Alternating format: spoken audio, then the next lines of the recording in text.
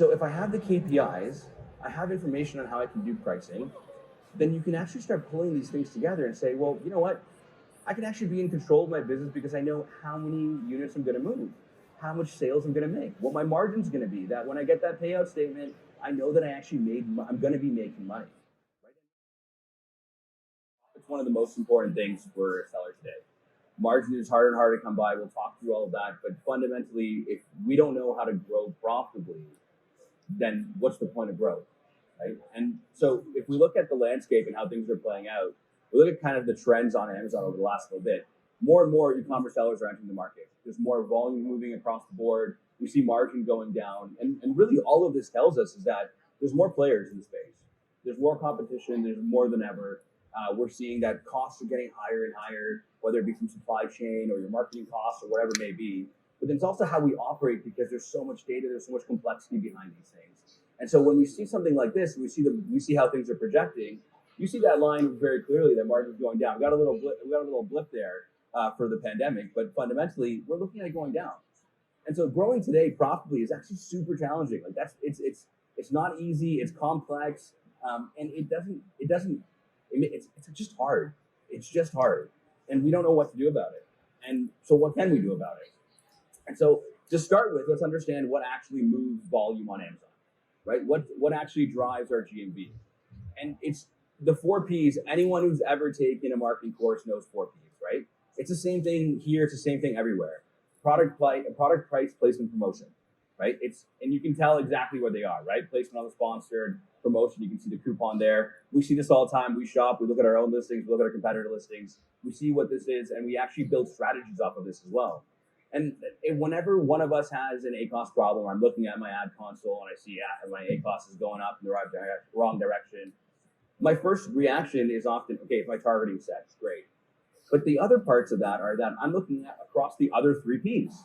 I'm looking at either is my content optimized in the right way?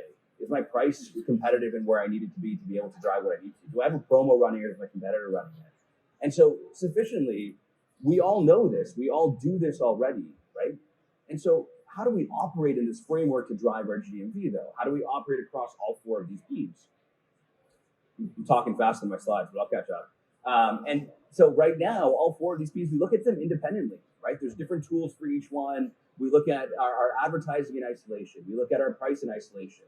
We look at how much we're going to coupon in isolation. And they're all different fields. They're all different platforms. They're all different ways to do it. We got spreadsheets connecting all the dots. We have VAs to power the experience for us as well. But ultimately, doing it independently is hard. Doing it independently is what we're doing. Doing a siloed approach is where we're at. And it's complex. It's actually super complex. It's super manual. How many people have one large screen and have 2 spreadsheets open on one side and 4 ones? Like, I got head nods from everyone here on that, right? Like that's how we run our business, is based on multiple different tabs, multiple different screens, multiple spreadsheets. But fundamentally, doing it this way is creating problems for our growth. Where do I spend my time any given day? What do I need to look at? Which screen, which tab, which spreadsheet, right? It's the problems that we're seeing, and I work with hundreds of brands on this, thousands of brands.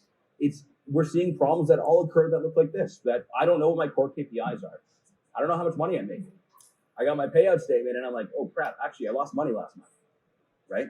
And even seeing head nods at that, it's a scary feeling. It's not actually being in control of our own business, that we don't actually know how to analyze our performance. We don't know what's the right price for my product at any given time? What's the coupon that I need to run, right? Like all these things are real problems that we face, and it's ones that we're sufficiently creating for ourselves because of the way that we approach it. And there's just some of them. I'm sure there's so many more, and I've talked to so many people over the last couple of days who told me more problems than that, but those are kind of the ones that are driving it. And so what's the answer? And like, if anyone's got one, come over and take over. Everyone's got to figure it out. But the answer is merchandising. It's e-commerce merchandising. How many people know what that means? We got one in the back. We got a couple in the front. E-commerce merchandising is sufficiently the act of thinking about all of these things together and working on all of these things together. That instead of looking at it individually, let's drive them collectively and think about it holistically as well. And that's what it should look like. It's not just my advertising is driven by my promotion. It's driven by my content, or it's driven by my pricing as well. And the interrelatedness between all of these things that exist either way. And so thinking about these things together is a real thing. I live in Canada. I'm from Toronto. Middle of February. Everyone knows this. It's cold. It's cold. It's snowing outside. I walked into a Costco in February, and literally the first thing I see is barbecues. Right? They're merchandising. They're getting in front of their customer before the peak season, before the seasonality. They're driving their placement. They're spending money on that spot. And then I go to the back of that section, and all I see is hats and toques and mitts and gloves and everything on clearance, right? They're leveraging all four areas there to be able to say, I need to drive my price in the right way, my promo in the right way. I need to drive my placement depending on where things are at. And so how do we actually do it, right? And the most important part of all this is aligning everything into one sheet, one spreadsheet that rules it all. But it's pulling the right data that we need to be able to look at our overall product catalog first.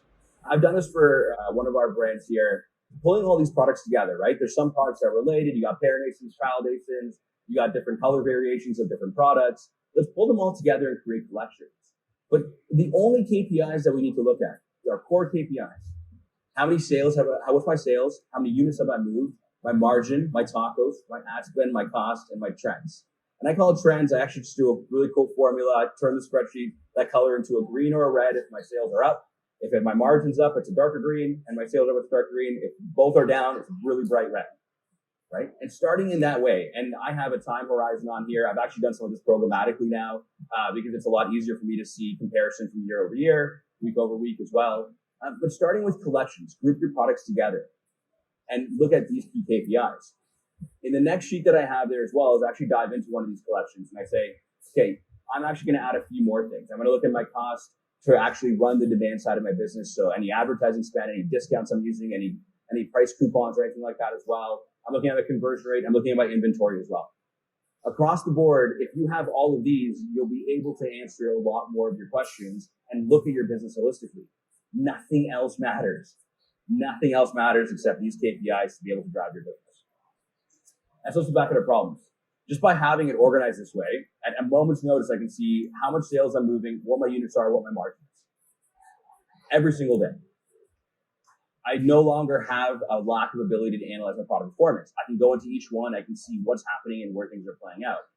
But let's solve a simple one that exists on that sheet as well. So the misalignment between awareness and conversions. And that's bringing traffic and conversion together, right?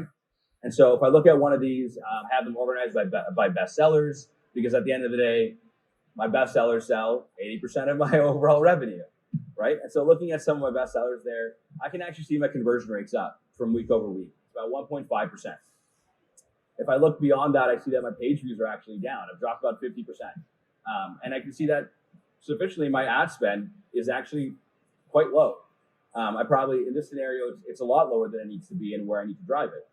But when you look at it from a merchandising lens, you say, okay, well, I just need to drive impressions. This listing is converting for me. My conversion rate's gone up. My impressions are down. I need to get people to the page. And so how do we do that, right? We can leverage more ad spend to get people to come through.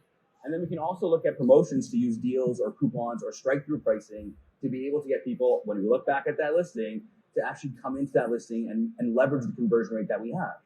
And so the analysis that we're doing is a merchandising analysis. The actions that we're going to take is a merchandising action, because you're not thinking about it just as, okay, well, I should just look at my ads and see what happens. You're looking at it across, I want to drive conversions and I need to do things across two of the other P's as well. Does that make sense? Simple, right? All right, so number 3 we've crossed off. I don't have time to go through all 10, but I will do one more, and I think this one's one of the ones that I like the most. It's a bit more complex. Play with me. Predictability of cash flow and profit. So same collections there. I have a high amount of inventory on one of my top sellers there. I want to move that inventory. I want to actually understand what is my predictability? What is my cash flow that I'm going to get if I actually move that inventory? What do I do? And so when I do my analysis, I start looking at it, I say, okay, well, let me dive deeper into this charts that I have here. I look at, well, my inventory is high, my sales are pretty low, they're dropping from where they were, and I'm sitting with all this inventory as well. I actually have a pretty healthy margin because, again, in that spreadsheet, I know exactly what my margin is at any given point in time.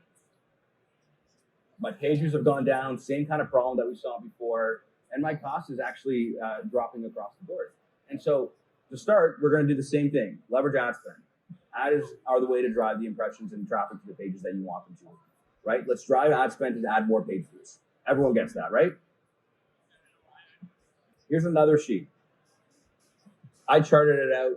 One is on the margin side, one is on the demand side, and that's just all based off of historical sales data. And you can look at that. You can see that at what price and how many units did I move in that in a relative time period. And so I've created a bit of a demand elasticity model around it, and then I've also taken my profit on my products and created that around too. And so from that, I know how many units I can move at various different price points. I need to solve for the predictability of my cash flow, and I need to know what that will mean towards if I change my price.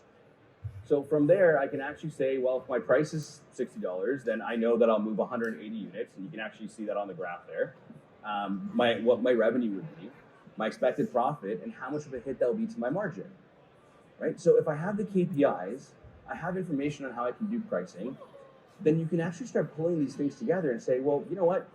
I can actually be in control of my business because I know how many units I'm going to move, how much sales I'm going to make, what my margin's going to be. That when I get that payout statement, I know that I'm going to be making money, right? And we're analyzing these things all the time, and we're actioning these things all the time. And so the merchandising framework in a holistic way is going to be able to get you the control and actually drive your business towards that growth.